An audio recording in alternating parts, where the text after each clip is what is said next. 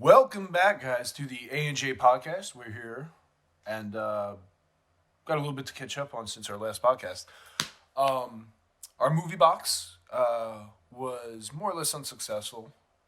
We've been watching stuff, but as far as sticking to the, it's been a little tough. But we've also adapted some new shows that we're going to be watching, and we'll be talking about that. We got two good ones. One of my personal favorites is Cobra Kai, which season 3 just came out, and Wanda Vision, which we're both really looking forward to coming out over on Disney Plus. January 15 for that one. January 15. Mm-hmm. Putting it down in my calendar. I can't WandaVision, wait. Guys. I know Disney, it's a up-and-coming little startup company, needs all the publicity they can get, so give them support and watch that WandaVision, guys. They absolutely need the support. Very small company. Yeah. They're hoping that they can make it big out there. Got a lot of big fish to fight against. Yeah, a lot of competition, and they're not. They didn't have a very big year last year, or the year before that. Only a couple successful films. I definitely think that in a couple years, this Disney company thing that's happening right now could probably take over the world, but only if we support them. Yeah, exactly. And that's why we're here to let you know about their upcoming film. Rather, they need all the help they can get. And films. Wanda Vision. I feel like that's like criticizing Disney Plus, and I want to clarify that I like Disney Plus. I don't use it a lot, but like they got the shit I want to watch, and like I like it.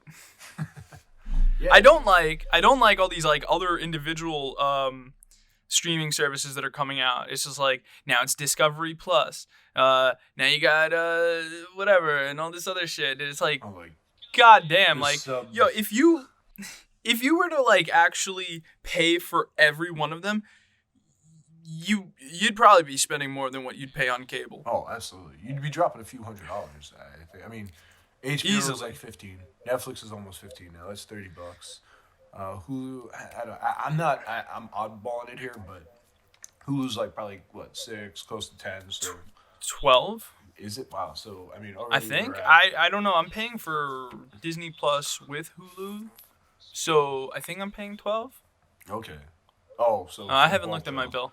Okay, yeah, because I think it's like 6 for Hulu, and Disney's about the same. So again, though 12. So I mean, you're like 40 something. Then you got what else? Amazon Prime, which I mean is $12 a month, $12.99 for the service. So now we're in the 50s. But then you also I think Showtime has one. But then you have so many. You have like DC Universe. You have, like you said, right. like Discovery Plus or whatever else there is. You have the paid versions of like I think like Vudu has a paid version, right? Tubi, all these, yeah. You'd be dropping a few $100. I mean, like, I think, if you definitely like it is getting kind of out of hand there, but whatever. And this pandemic kind of was the nail in the coffin for cable and I mean, I think things will come back after the pandemic, but it's definitely God, I hope so. I honestly like streaming. What's that? I think this pandemic though has further accelerated the overall takeover of streaming versus physical media and movies and yeah sure. I mean, like, you're not going to be, people want to go to see a movie. They want to go and hang out and do stuff like that. So you're going to, these streaming services are like the best thing for that. But like when everything goes back to normal, like, I don't know. I feel like that social gathering of going to a movie with friends is going to come back, and you're going to, all these streaming services are probably going to lose a bit. And like the cheaper ones will probably stick around. I don't know. Netflix might have to like back its price down a little bit. I'm honestly not sure. I know like every year or so they like to raise it a little bit here and there. But like I feel like the streaming stuff could stick around, but they'll probably start changing their policies where it's like the movie's going to come out at the theater first, and then a couple weeks it'll be available for streaming if you can't get out to the movie theater, because that's where they want to make their money. Like, movie industry is like huge. That's where they make most of that money. So this is just like a real big compromise at this point. Well, Warner Brothers I mean, their intent is, screw the movie theaters, and they're just going right to HBO Max, releasing all their films this year on That's HBO no, Max. yeah, and that's great that they're I can still watch like Wonder Woman or whatever. But I think when the option comes back to I can go to the movie to see this, I think that's where it's Oh, going the to stay. social aspect, yeah. I think, especially for younger people, but I think I don't know, I think there's probably an older demographic who will definitely be like, all right, I'm content with streaming. I think younger people probably like, anywhere from teens to say like at least, late 20s, early 30s, but definitely in that 20 something, late teens, 20 something will be that main demographic going back to Yeah. the theaters, especially because they're more likely to not care about, and just go right back into, hey, it's safe, okay, let's go right back out, fuck the pandemic, we're good, and rush right to it. But I think, I don't think Netflix is going to go back on their prices. I think they're, with the amount of content and stuff they're pumping out and shows they're producing, that's another reason why the prices go up, because their quality keeps getting better. They need more money. So I don't think, especially with as big as they're getting, I don't think their prices would drop. But I also don't think people are going to really be getting rid of Netflix either. I think that Netflix is one of those staples that, like, as long as they keep putting out a couple good shows here or there, like, people they're locked in, And I mean, Well, I think Netflix has that.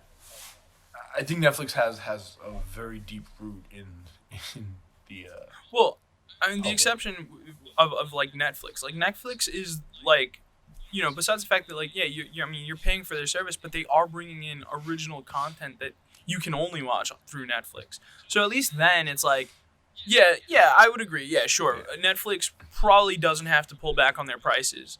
Because they have, like I said, like they have great content on there. I mean, especially like I love watching the comedy shows. Like any stand-up show, like Yeah. I'm probably gonna watch it. So that's great that Netflix has that.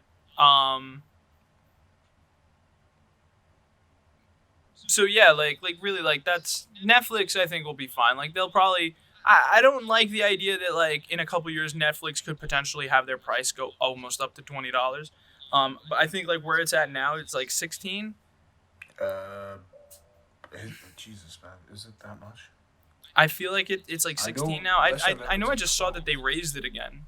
Wow. So like I think like at some point there has to be a cutoff. Like how far do you increase? Because right now I think Netflix is probably the most expensive streaming service you can pay for. I think so, yeah, because HBO is $14.99, and that was, Mm-hmm. but yeah, no, it'd be Netflix then. Disney, Hulu, they're only like $6-7. Prime's like $12.99, so it's like maybe third. Um, yeah, wow, Netflix is definitely the most expensive. That list, but And the only thing that warrants it is the original content. Otherwise, like really, like yeah, absolutely. I mean, their inventory, no, they got some great movies, but yeah, not worth. Yeah, it's not worth 16 whatever it is for their movie inventory. Outside of their original stuff. But yeah, the original content is they do have. HBO has some original stuff, obviously, like, but a few things. Prime has a few original shows, and they're good, both of them, but they only have a few. Netflix has years and years of just, I mean, a plethora of. You'll never watch everything on there. It's just too much original content, spanning every genre, every language. I've watched some great foreign films that are on Netflix, that I've had access to, and just yeah. But like HBO, I don't think they'll take their prices back, even though they're expensive, especially because Warner Bros. Is going to be releasing all their films there, so they're not going to decrease their money. They need to make as much money as they can. right. For Warner Brothers too. I don't even know if that deal is finalized in terms of how they're going to do it, if you're going to have to pay any extra for movies, or if they're just going to up their price at some point. But knowing Warner Brothers, and everybody was upset with Warner Brothers because now instead of the movies going to the theaters and the actors making their money based on ticket sales, it's just going to streaming. So that's why so many of the talent were really upset with Warner Brothers and felt betrayed. So Warner Bros. Is gonna have to do a lot to compensate and make up the money. So I don't know if HBO is gonna raise their prices or what, but definitely they can't afford to lower their prices. Mm-hmm. Prime, I don't know. I mean, Prime probably. I mean, Amazon Prime itself has been going up, so Prime Video is not gonna go down. As the Amazon Prime Yeah, yeah. service will keep going up. Hulu and Disney Plus. Disney Plus is so new that it's not gonna go down. It's only gonna go up. From Yeah, here, exactly. and it's Disney, and then Hulu. I mean, Hulu's really the only one that in that group, and I don't think they would lower their prices if they're gonna. I mean, at this point, but yeah. So I don't know, man. I don't think it's really. It makes sense for any of them to do it. On the surface, yes, because just to get people, especially after pandemic, economically, give them they might do short stints or 3 month, for 99 cents, 3 months, kind of trials. But the overall, once you're paying your monthly payment, I think those monthly payments are gonna only get higher. Yeah, I just feel like the ones that are already like expensive, I don't want to see those like jump Oh no, me neither, further. dude. Of course, I mean, But yeah, nobody wants to see those prices go. I just, of course, if the content that they're providing is worth it, that's the only exception. But one day we might be talking about how Netflix costs $20, and that's a scary thought. Like, really, like what? Like you have to have like some crazy show on there to like warrant that amount. well, with a Um, show, Netflix, with a show like Cobra Kai, it's mhm. worth it because that show is so good, dude. Such a great show, and you really should give that show a chance. It's Yeah, I know. no, dude. It's it originally premiered on YouTube Red, and Netflix bought it, I think, the second season, produced second, and now the third season that just came out, trending number one, right, on Netflix. It's I watched those first two episodes when they were free on YouTube, about a year ago, and the show was awesome. I was actually gonna get YouTube Red just to finish watching it. It hits Oh, all the right notes, dude. It's so balanced. The writing is the characters they're relatable. It doesn't cater to any particular like stereotypical characters. It's just there's no I have no issues with this show. hmm. It's just great, man. I find myself hysterical.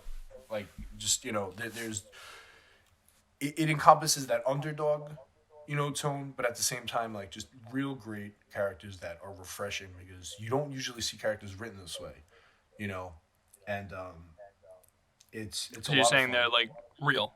Yeah, yeah, just real. Okay. They're not written because this is how somebody should talk today. The main character follows. So it follows Johnny Lawrence, the original uh, antagonist in the original Karate Kid series. Hmm. Daniel LaRusso's opponent and bully for most of the film. Um, and it follows him. He basically is 30 years after the original films. And whereas Daniel LaRusso was kind of, just moved to LA with his mom and they didn't have a lot of money, and opposite that was Johnny Lawrence, the bully whose stepdad was loaded and had all the money, the rich kid. Now, 30 years later, Daniel LaRusso owns his own car dealership. He's doing very well, wife, two kids. And Johnny Lawrence is this 40 something, middle aged guy who's just kind of bumming it. And it takes place from there, man. And it's just, it pays great homage to the original movies, using scenes from the original films, all three of them. It just uses content and as flashbacks, reestablishing that story. Everything that happened in those three films is in this universe. Characters are brought back, and it's very well written, and they haven't written anything out to say, okay, we can't follow up on that, so that doesn't exist in this. No, everything is just continued, just 30 years later, and it's just so enjoyable. So it's like a movie sequel. Yeah, I mean, say with a little more enthusiasm, but it's continuing of the movie franchise universe. Yeah. Um, does it continue like the other movies besides the original three? Like me when I was growing up, the I get like maybe I don't know. I ended up watching the next Karate Kid. That's what I grew up watching from the Karate Kid series. With Hilary Swank. With Hilary Swank. So like I remember, like I don't really remember too much, but like I remember that is the standout. Of course, like the other standout moments from like any of the other movies are like, wax on, wax off. I feel like that's a meme at this point. Like if you don't know it, then you're a fool. I guess the same could be said about not knowing shit about the other movies, but like I'm not here to really, I can't really talk about it. Although I could say I'm skeptical on watching any of this because I just never grew up watching it to begin with. And it's okay. Like I could say, go and watch the films because they'll give you, you'll be more acclimated to it. But like the thing is, like the show, it from the start, using the old footage from the films, it really fills you in. You get the story. It kind of catches anybody up who's not familiar with the original trilogy. Uh, it Okay. gets you caught up through these characters, through the narrative. You will learn the story, and it does a great job of doing that. So that kids today can be engaged in the show and not have to watch a movie from 20 years before they were born. You know what I mean? Even though the original trilogy I think is great, that's actually a little side note. The director of the Karate Kid trilogy is the same director, John G. Avildsen, as Rocky One, which won the Academy Award for Best Picture in 1976, and you can see similarities too in the films. But back to the Karate Kid, it pertains to the original three. It does not involve Hilary Swank's character, at least not to my knowledge, not yet. But any character in the first three movies that existed in the story is relevant and one way or another kind of brought into it. Like nobody in that first trilogy is forgotten about for the sake of storytelling. It brings everyone really, and So there's no Jaden Smith. no, Jaden Smith does not exist in this universe. This is Daniel LaRusso, the original Karate Kid.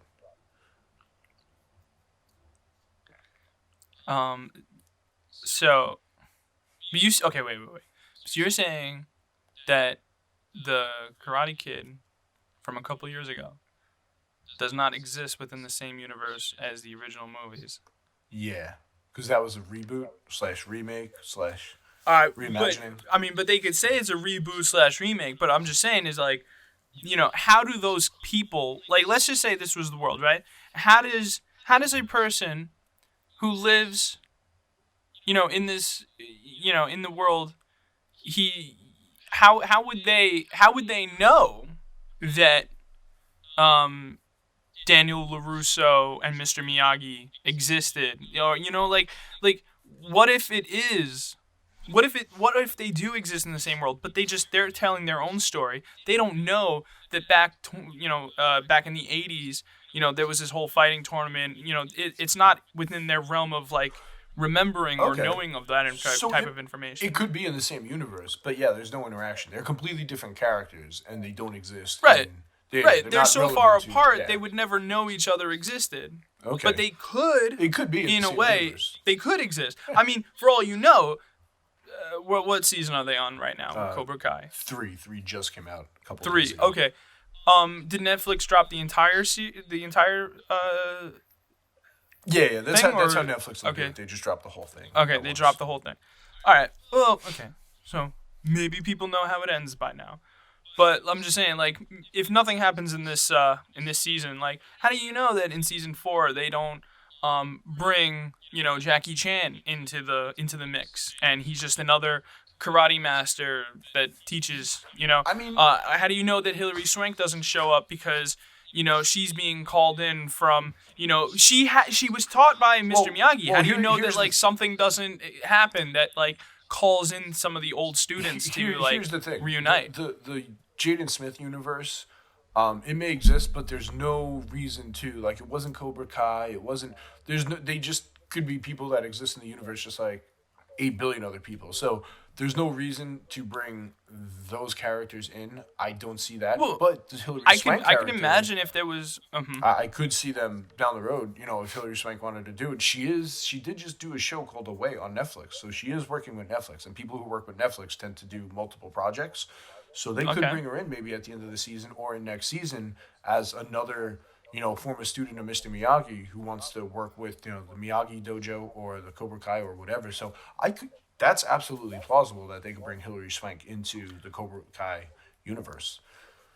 And here's another idea on how like they could actually bring even Jaden's character into the mix. I mean, like, isn't Karate Kid? I mean, I from what I remember, the first movie ends with this big fighting tournament, right? Like, wouldn't there just be like some sort of like tournament that could take place that would call in students from other, you know, all across the world? In And one of the opponents could be, maybe it's Jaden's character, or maybe Jackie Chan is in the stands watching, everything go down, and he's looking for new students for his new dojo or something.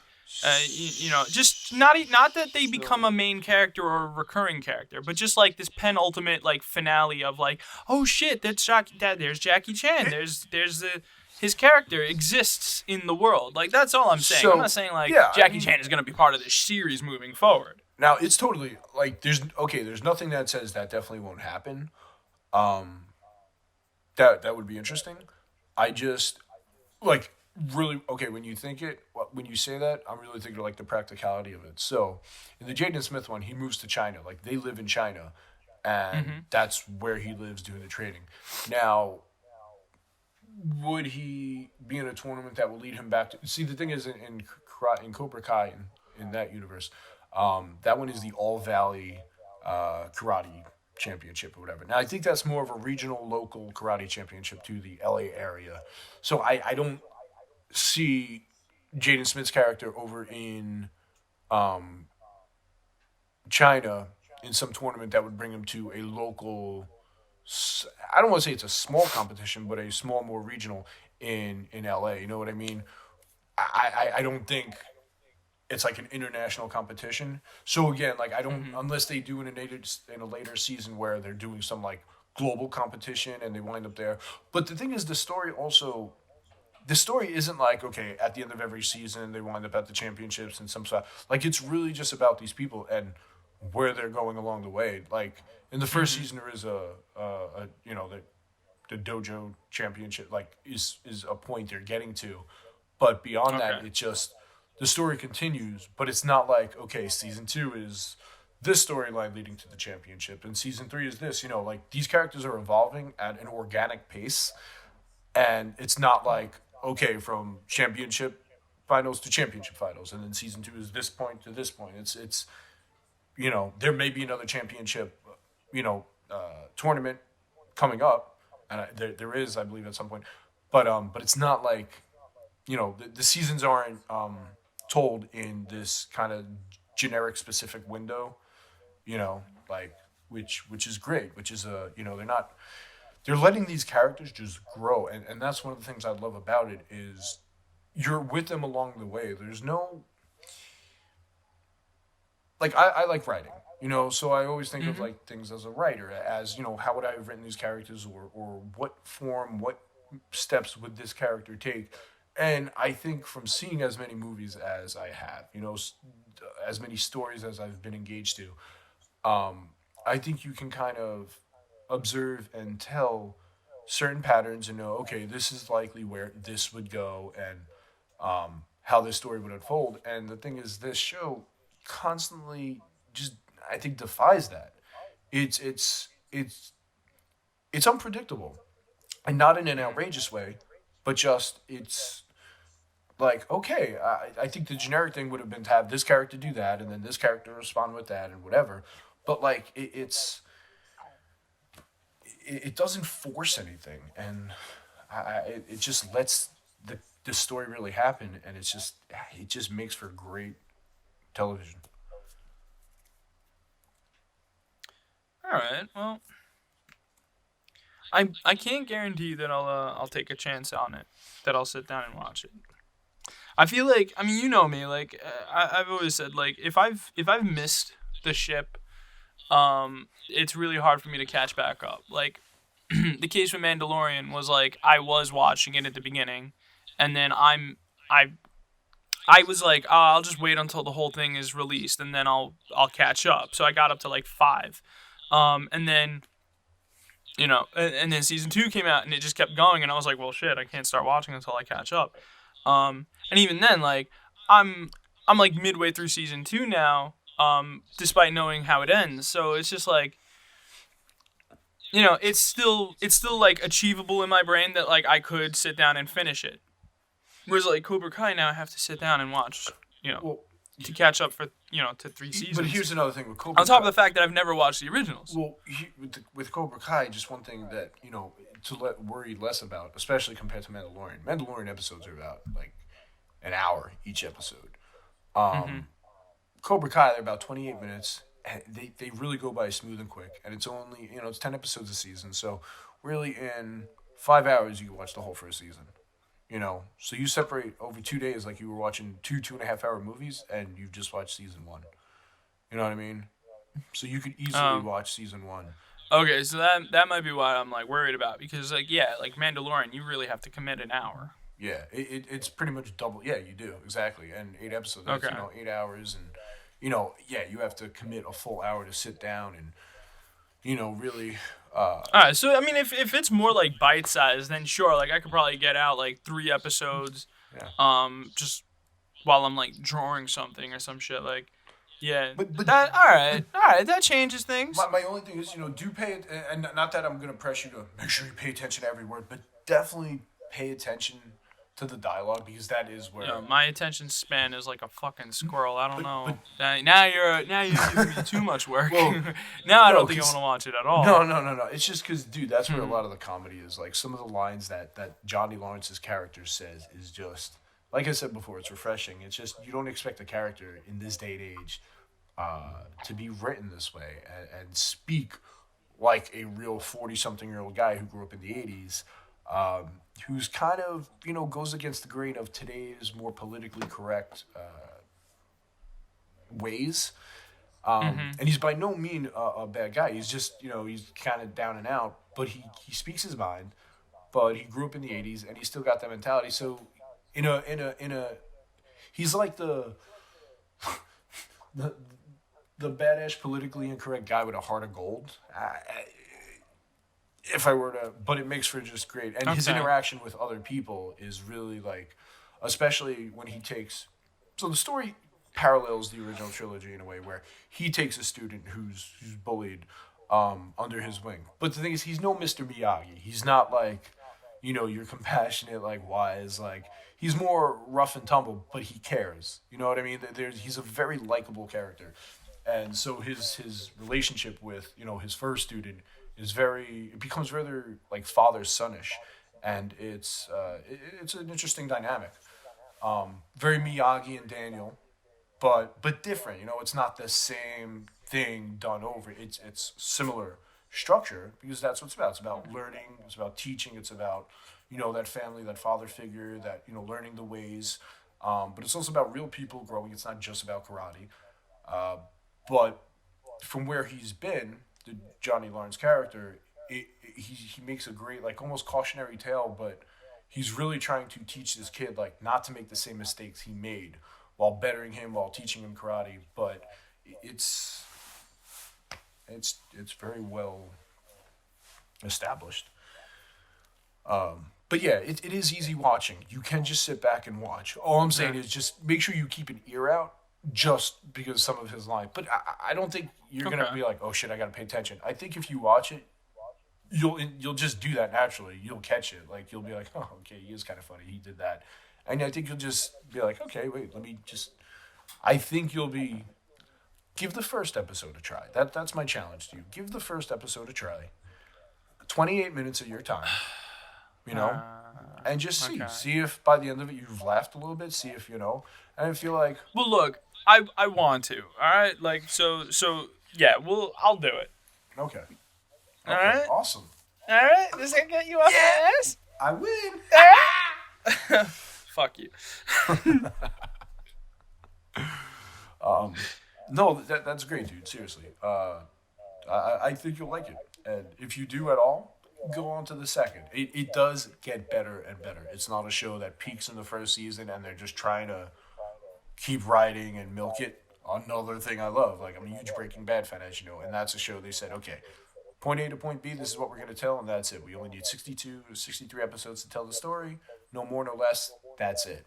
They didn't try to milk it, they didn't run the story into the ground.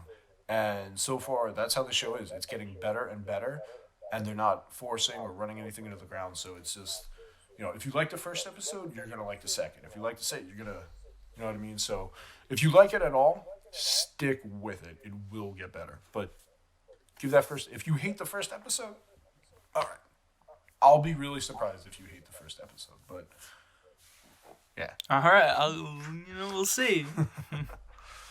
I'll keep you posted on that. So then, yeah, we'll see. Maybe I'll try to watch it. Like, there's some, I'll be watching some other stuff this week anyway, Wanda Vision and stuff. So Okay. yeah, I'll just try to do that, and I'm sure I have projects that I'm gonna be drawing, or just there's gonna be times where I'm just gonna need something to be playing in the background. So Gotcha. yeah, I'll do that. I'll do it. Hey, yeah, that sounds good, man. Keep me posted. How long? Oh my God, we're 30 minutes into our podcast, and I'm kind of getting a little hungry. Guy, when I get hungry, Oh, are you doing an ad read? Is that's what you're trying to do right now? All right. Well, okay. Well, all right. So I think we should start off. There was a good attempt, but I think there's better ways to just go right into it. So, and I lost it. Okay. So we did pick up. We did get a Sponsor, I guess. somebody came to us to sponsor out something. I don't think we're getting paid for this one, but it is what it is, and we got to try it. Well, I mean, I know that he said he throws a few pieces, so I'll take food as payment for now. I'll take fucking pizza any day. Yeah, this guy I haven't been there yet, but sounds like it's really good. And yeah, so if you want to go ahead and read from the paper, here it is. Sure. Tony's when I hungry, man, I like to go to Tony's Pizza and Dining. Tony specializes in the Italian specialty making of pizzas. They have all the toppings you could ask for, and no questions asked if you want that pineapple topping. My personal favorite is the the mushroom. I love the mushroom pizza because I think that's really the good. That's Tony's Pizza and Dining, guys. TONY apostrophe S. PIZZA and DINE -IN. Oh, they got all the mozzarella. They got the cheddar. They got the Gouda, and they got. No, hold on, and hold on. Yeah. I think they said they needed to be more on this one. So you mind if I read it? No, yeah, go for it, dude. Okay, so they got the mozzarella. They got the cheddar. They got the Gouda. They got the any cheese you want, they got it. They are located at 27 Windsor Place over by Lancaster Township. I'm there all the time. Their pizza is fantastic. That's right down the block, guys. Just go there. He's a good guy. So get some fucking pizzas. And we're back. So, Ann, have you heard from James? Oh no, dude, he's still down in Florida. I think till middle of this week. So once he gets back, we'll we'll have to talk to him. But yeah, he's still down. Yeah, definitely. Definitely got to talk to him about all the little adjustments we've been making to the room. Make sure everything's up to code, I guess. Yeah. And like that he's okay with the new door, right? Like the new lock. Yeah, and I anything you do for it, just keep a receipt. I'm keeping everything because I'm hitting it up with this bill at some point. For anything that should have been what I think should have been, established already, whether it's the locks, whether it's whatever, like just safety stuff. I'm keeping receipts, and then when he gets back, we got to figure something out because my stance on that. Anyway. Yeah. No, definitely. So yeah, when he comes back, we'll just talk to him. Hope he's having a good time over there. COVID is scary, so I don't know. Anyway, so in Florida, that's like fucking ground zero for this shit. You know what? Honestly though, like anywhere it's just ground zero. Everywhere is scary. It doesn't even matter at this point. It's just like can't even fault any single place over another. I just mean because they haven't been helping us since day one. They've been like, it's like Florida's been going out of their way to make it worse. You know what I mean? They haven't even been trying. It's just so. Yeah. Must have been really something good and important in Florida for James to go there. Or he's an idiot. I definitely think it's the latter. It's like, I'm gonna go to the beach. But I want to have water on my body. My big, hairy, bleak body. He doesn't watch this, right? Like, fuck it. I doubt it. Anyway, so real quick, we mentioned about the Wanda Vision is coming out Friday.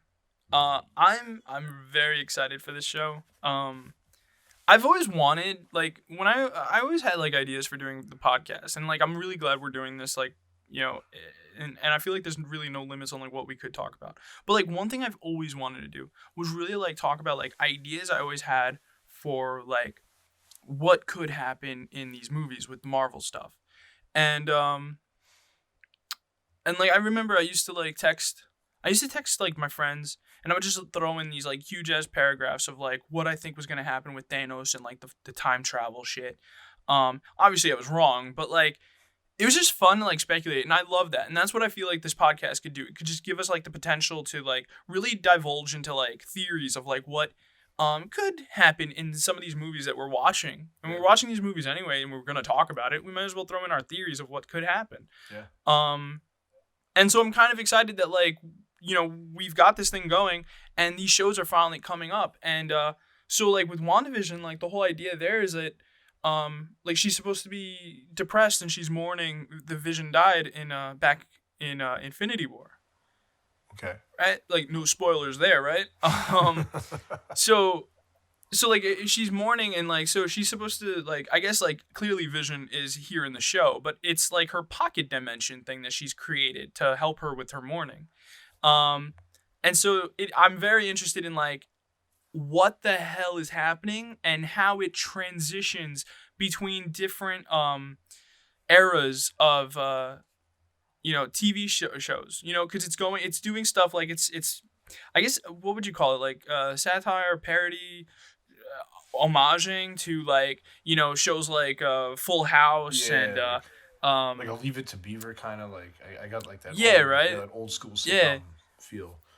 I guess it's got even like Honeymooner vibes. Exactly. Is it the Honeymooners? Yeah. Those classic 50s, 60s, just like old. Yeah. And fun fact about the Honeymooners, like every fucking New Year, they always play the episode. So like I'll just sit there and just watch before I go to sleep after New Year's, and I'll have watched a couple of the episodes that they're airing. It's just a fun time. Like I don't know, it's just funny. I don't care like what about people say about like how like the show was and stuff. It's still fun. So like it is interesting to see like a modern take on like what Wanda and the Vision are going to be doing and dealing with, and like actually commentating about maybe like I feel like they would have like stuff where they're like maybe Wanda is oh man, I forgot the woman's name in Honeymooners. Alice. It's Ralph and Alice. Yeah. I think like I think Ralph and Alice. Right? Yeah. What? No, it is, right? I think. I'm not Right, sure. I believe that's what it is. If I'm wrong, fuck my life. Yeah. Well, And Alice like, now. you know, One of these days, Alice. Yeah, that's it, right? I think so. Yeah, it's just like seeing like how like they're like this perfect married couple. Like they're not, clearly they're not. Like the show's, they're not perfect. But like the shit and the shenanigans that they end up getting themselves into, how does that work with the Vision and Wanda? I don't know. Wanda's supposed to be this like super powered, like, I mean, she's like Superman level like hero at this in the universe.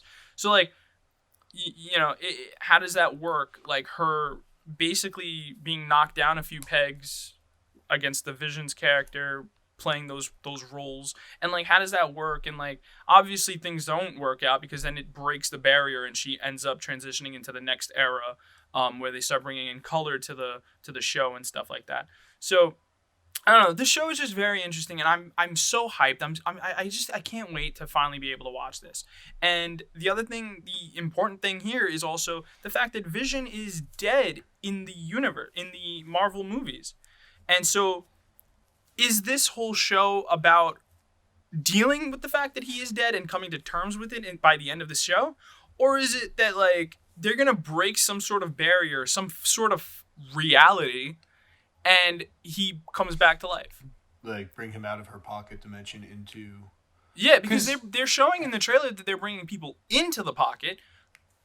Couldn't they come out of the pocket? Yeah, I mean, and if his consciousness still exists, right? Because he's a consciousness, like... Yeah, I mean, Vision exists, right? Like he is a living being.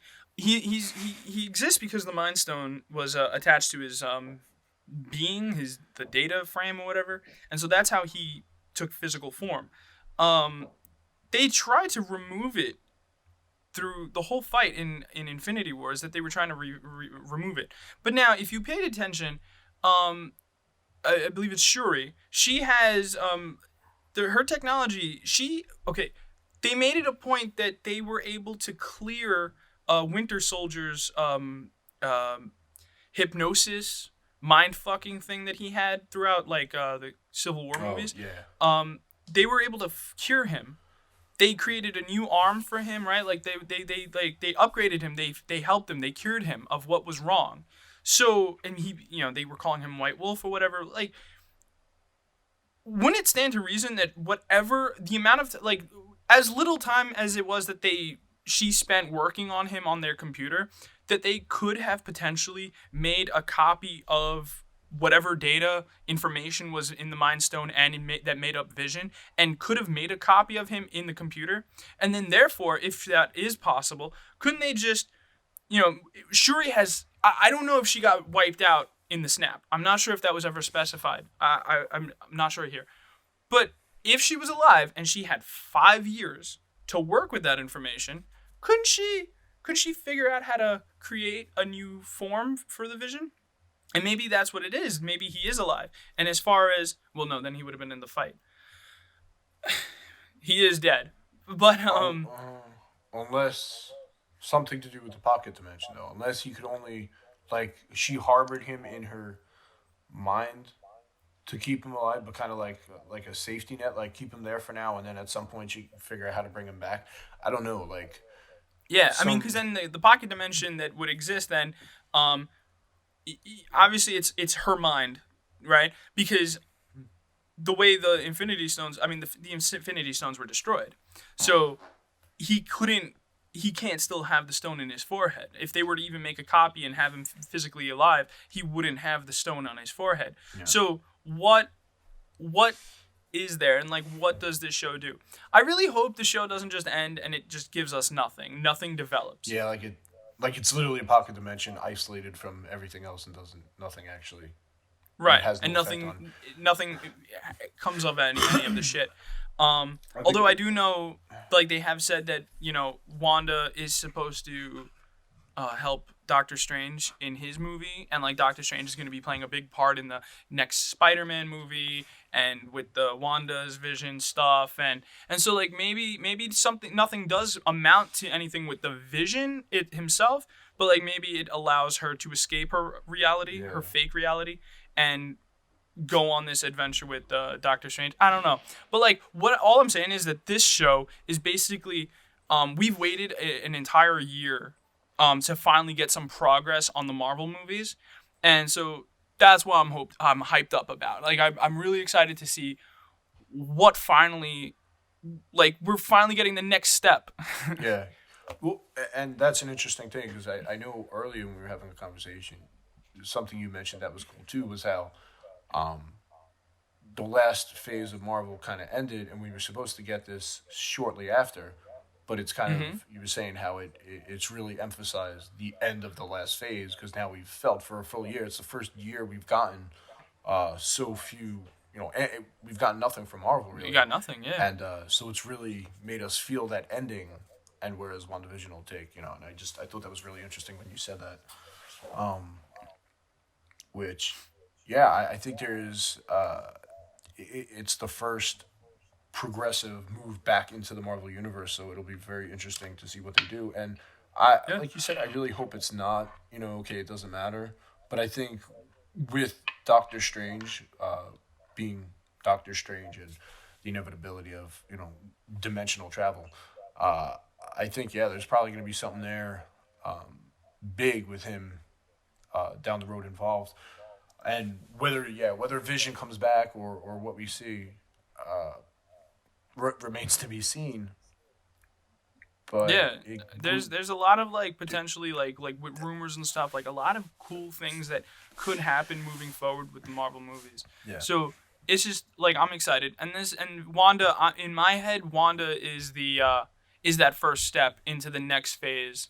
I can't say this enough. Like I'm very excited. Like this is the show that I'm looking forward to the most. Of course, I'll watch Cobra Kai. And if there is any other like recommendations, sure, I'd be willing to check them out because like I said, this is basically what I've been waiting for. Gotcha. Being able to have a podcast to talk about this stuff, this is like an outlet for me that like I'm like really excited to finally be able to have.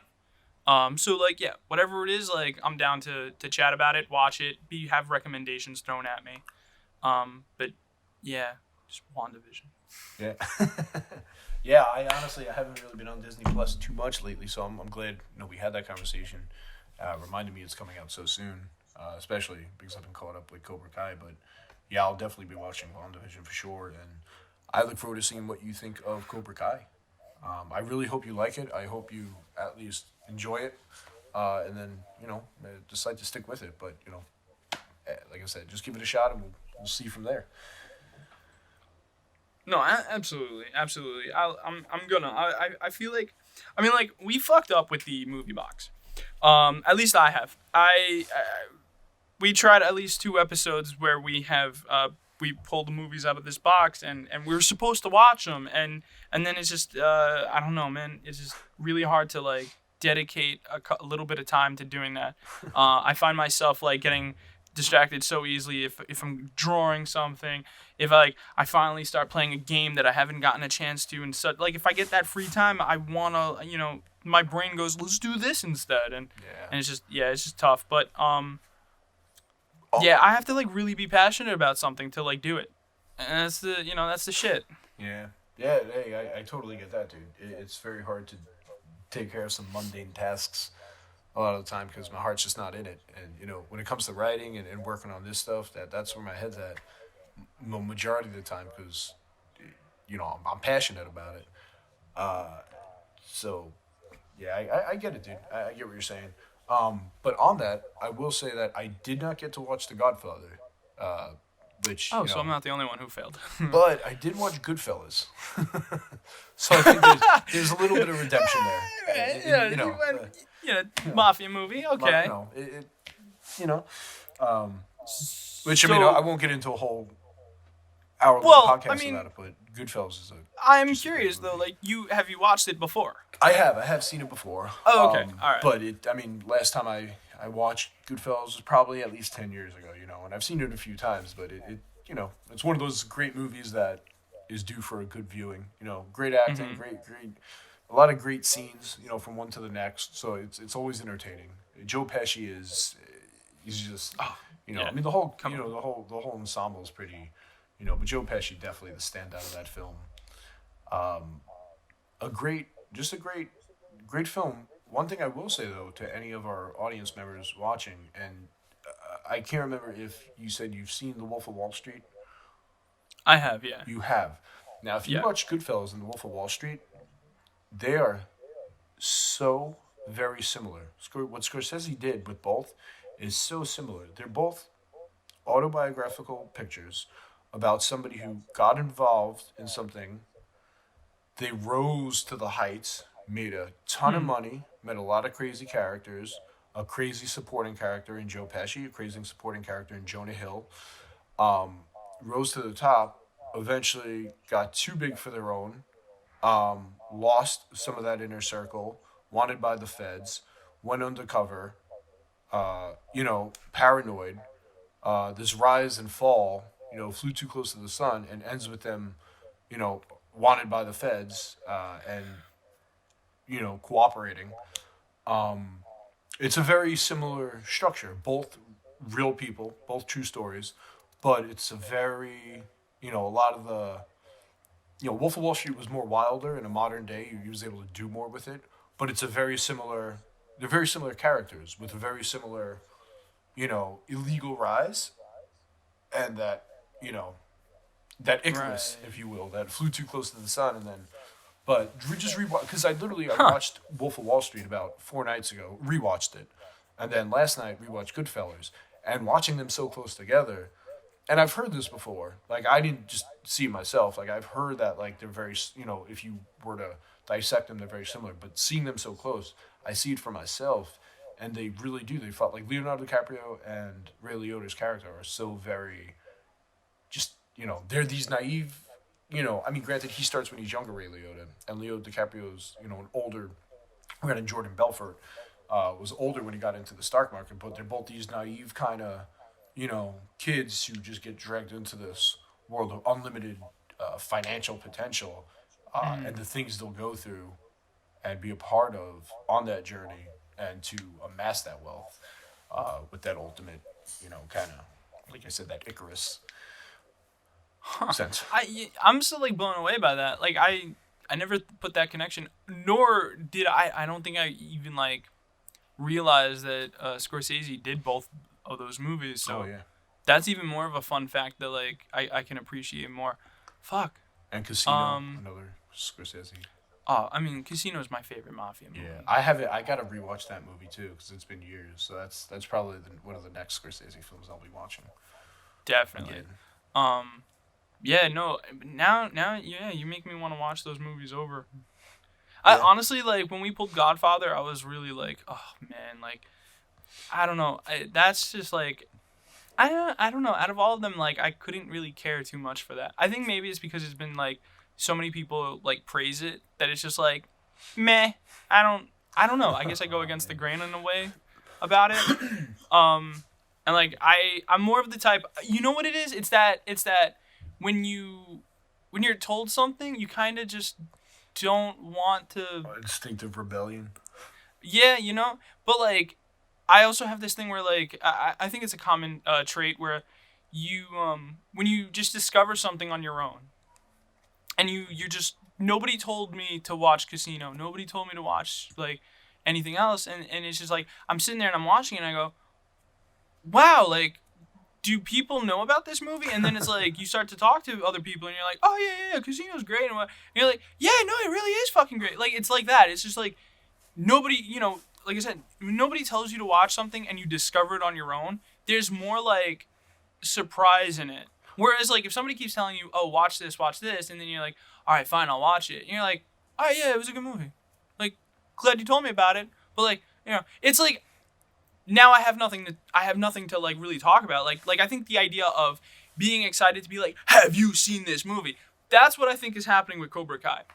If I was to tell you about watching it, like that's why I'm like, okay, fine, like I'll watch Cobra Kai. But if I was to be like, yo, you should watch Cobra Kai, I would not be able to stop talking about it because I want to talk about it. Yeah. Yeah, that's just like it. that's Like, that's what I think that. Like I want to talk about it. I want you to because it's No, and I get that. I'm not saying like I don't understand where you're coming from. Like, of course, And like so I can appreciate that, and like I guess with that I'd be more inclined to watch Cobra Kai more so than like having another sit down to see The Godfather. Gotcha. Yeah, I don't know. I guess it also depends. Like it's like if it's worth me actually checking out. Like I've seen The Godfather. Oh, okay. I was gonna say, have you ever But seen The Godfather? yeah, Okay, okay. And I part just two? I just didn't. What happened? Part Two? two. No. Ooh. See, I would recommend watching part. Like, I think part two is even better. I love it because Robert De Niro's character actually goes to Italy. So the film's kind of divided between these two storylines, where you have the kid, the main from the first one, but it tells Marlon Brando's character, Don Corleone's story when he was younger in Italy, and it's you have the Robert De Niro storyline, growing up in Italy, and getting into it all. And then you have the main storyline, of course, but it goes back and forth. So the Robert De Niro storyline in part two, I really enjoy. Him in Italy, and it's just awesome because even Michael in the second one, he flees to Italy, and so there's just a lot more of Italy in it. There's Which like I think parallels is, between his father exactly. and him. I think it's a better story. I think it's more Oh, visually okay. fun. I like that we get to see Italy in it, like a lot of Italy, and I think it's cool to bring that into a Well, sequel. isn't this the movie I've heard that people are like, name a sequel that is better than the first, and people would say Godfather 2? Probably. It's usually Terminator Okay. and Godfather. Oh, damn. Okay. Yeah. Terminator 2 is, the first one's a good movie, but the second one just blows it away. Right. The best action sequel ever made. I'm sure if like a new Terminator movie came out, we'll talk about that then. Oh. We might have missed the boat on the last few because I definitely have opinions on those, but... Well, I'm sure an opportunity will come up. But Yeah. Godfather, like my thing with that, like I think the first exposure I ever had to it was Analyze This. Oh. Or that, I forgot which one. Whatever the first movie was where he's like, yeah, he has like these nightmares where he's like at the market, and all of a sudden like a drive-by comes by and they just shoot up the whole place, and then he's like, Papa, and then like, but like I didn't know what was happening at the time. I was still young, and then it was like, oh no, okay, so that's from The Godfather, and like so I got to see that. I don't remember actually watching that scene at all happen in any of The Godfathers. So maybe I just haven't really paid attention or like actually sat down and watched the entirety of the movie. Yeah, I would say that. I mean, I feel like it's Godfather parts. being an over 3 hour movie, like I would say, like if you don't remember it vividly, it's worth a rewatch at some point. Because Yeah. I know I've watched it probably about 2 or 3 years ago. I rewatched The Godfather, and before that, I had seen it when I was a kid. Here or there. I think I tried watching it one time, like early college when I was like 17, 18. And like, my attention span, 3.5 hours, like I know I missed parts and zone out, whatever. But rewatching it and like actually sitting down and giving it a watch, like maybe 3 years ago or so, I really appreciate it. I really was able to say, wow, this is a really good movie. This is a great film, especially being made when it was in 72. And yeah, and rewatching the second one, really being able to say, wow, this is even better. This is great. Third one I haven't rewatched since I first saw it, really, maybe like, 20 years ago. I think in college I watched the whole trilogy. At some point I'll rewatch it. Well, they do have the new Coppola cut now, the Frank Coppola cut, which I would like to check out. His daughter originally directed the third. Isn't that for number 3 though? That's the third one. Well, he directed the first two. His daughter directed the third one, but now he did his own version. His own cut of the third one. So I'm really curious to see how that works because the third one is regarded as the worst of the three and kind of a letdown, even though it was also nominated for Best Picture, like the other two were and won. Yeah. So I'd be really interested to see his take on that third installment. Again, yeah, movies down the road, you should definitely give a watch to. They are great. It is a commitment, to sit down. And that's why for this week, it was like, it's a great movie. I love it. But I know when I get home from work at 11 at night, 12 at night, I'm not going to sit down and pop on The Godfather. I just don't have it in me, and, it's, yeah. So I get where you're at with that. But yeah, Cobra Kai, 28-minute episodes, real easy. Boom. In the amount of time you take to watch The Godfather, you could almost watch the entire first season. You'll be about 7/10 of the way done with season 1 by the time you meet done with The Godfather. So, perspective. Adjusted perspective. So, yeah, if you have any opinions about anything of the topics we talked about today, go ahead, feel free. Let us know. And yeah, how do you feel about Cobra Kai? Is Ant on the nose about it, or am I right to be skeptical about it? Or should I watch it? What do you think? And WandaVision, excited or not? Yay or nay?